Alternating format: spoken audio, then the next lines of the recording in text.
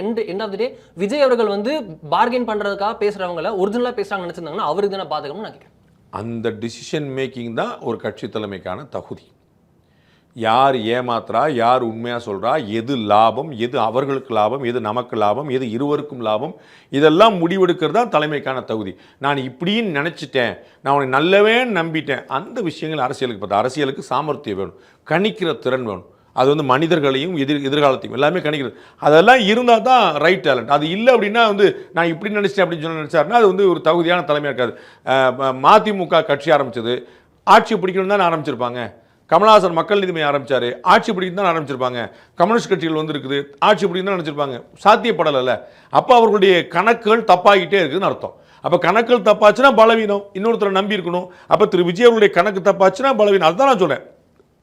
நான் 2 கட்சிகளுக்கும் மாற்று என்று சொன்ன திரு விஜயகாந்த் அவர்கள், கருணாநிதியும் ஜெயலலிதா உயிரோடு இருந்தபோது கட்சி ஆரம்பித்த திரு விஜயகாந்த் அவர்கள், அவர்கள் 2 பேரும் பலமாக இருந்தபோது கட்சி ஆரம்பித்த திரு விஜயகாந்த் அவர்கள், அதை பார்க்கணும்.